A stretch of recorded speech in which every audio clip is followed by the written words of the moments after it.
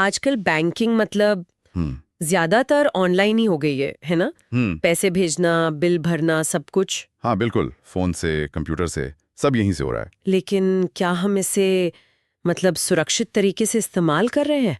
आज हम जरा HDFC नेट बैंकिंग में लॉगिन करने के प्रोसेस को देखते हैं। हमारे पास एक गाइड है इस पर, तो कोशिश रहेगी कि इसके स्टेप्स को ठीक से समझे और ये भी कि ये क्यों इतना जरूरी है। बिल्कुल सही कहा। ऑनलाइन बैंकिंग जितनी आसान है उतनी ही सावधानी भी रखनी पड़ती है।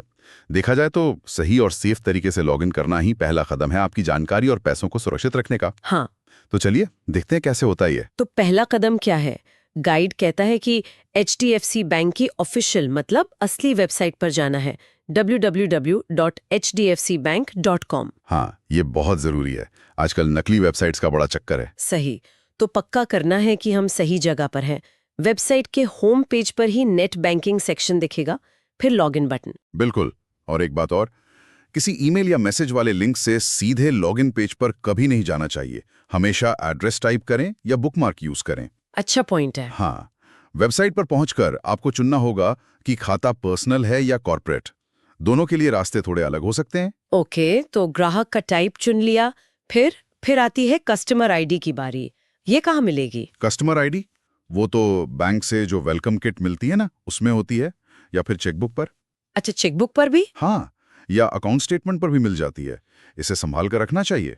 आईडी डालकर कंटिन्यू करना है। ठीक है, कस्टमर आईडी हो गई। इसके बाद सबसे इंपॉर्टेंट चीज, आईपिन मतलब पासवर्ड।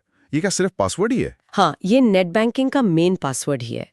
HDFC इसे आई पिन कहता है, इंटरनेट पर्सनल आइडेंटिफिकेशन नंबर। पर इसमें एक खास बात है।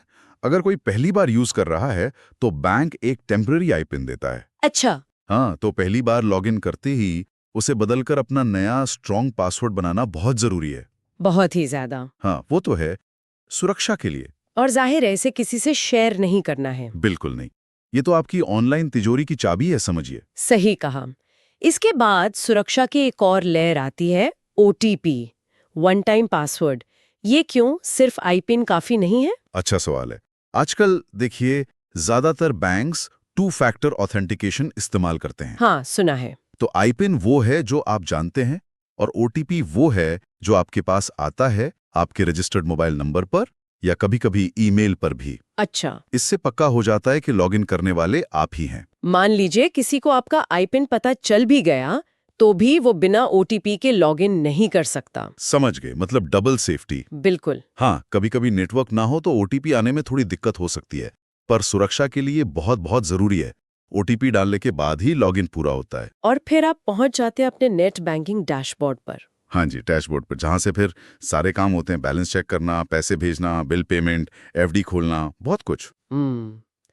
लेकिन अगर लॉगिन में दिक्कत आ जाए, जैसे मान लीजिए आईपिन भूल गए, तब क्या? अरे ये तो हो जाता है कभी-कभी, कोई टेंशन की बात नहीं। लॉगिन पेज पर ही फॉरगॉट आईपिन या पासवर्ड जैसा लिंक होता है। अच्छा, वहीं पर? हाँ, उस पर क्लिक करके स्टेप्स फॉलो करने होते हैं। आमतौर पर डेबिट कार्ड की डिटेल्स और OTP वगैरह लगता है और पासवर्ड रीसेट हो जाता है। ठीक है। और अगर कई बार गलत पासवर्ड डाल दिया और अकाउंट लॉक हो गया? वो भी एक सेफ्टी फीचर ही है। अगर अकाउंट लॉक हो जाए तो फिर HDFC कस्टमर केयर को फोन करना पड़ता है या फिर ब्रांच जाना पड़ता है। ओके। वो आपकी पहचान कंफर्म करके अकाउंट अनलॉक कर देते हैं। तो संक्षेप में कहें तो प्रोसेस सीधा है। ऑफिशियल वेबसाइट पर जाएं, अपना ग्राहक टाइप चुनें, कस्टमर आईडी डालें, फिर आईपिन और जरूरत हो तो OTP से कंफर्म करें। एकदम। स्टेप्स रोजमर्रा के लग सकते हैं, पर हर स्टेप आपकी ऑनलाइन फाइनेंशियल सेफ्टी के लिए बना है। ये सिर्फ लॉगिन नहीं, एक तरह से डिजिटल दुनिया में खुद को सुरक्षित रखने का तरीका है। हाँ, ये बात तो सही है। वैसे हमारे गाइड में पहली बार नेट बैंकिंग रजिस्ट्रेशन का भी जिक्र था, पर उसके स्टेप्स डिटेल में नहीं थे। हाँ, ये सोचने वाली बात है कि पहली बार जब कोई रजिस्टर करता है तो वो प्रोसेस इस रोज के लॉगिन से कितना अलग होता होगा। मतलब लॉगिन तो बस आपकी पहचान को कंफर्म करता है जो पहले से बनी हुई है, पर पहली बार वो पहचान बनाने में बैंक क्या-क्या सिक्योरिटी चेक्स लगाता होगा, वो भी एक अलग ही प्रक्रिया होगी। हाँ, उस पर भी कभी बात की जा सकती है। चलिए, आज के लिए ये जानकारी काफी उपयोगी रही। बिल्कुल।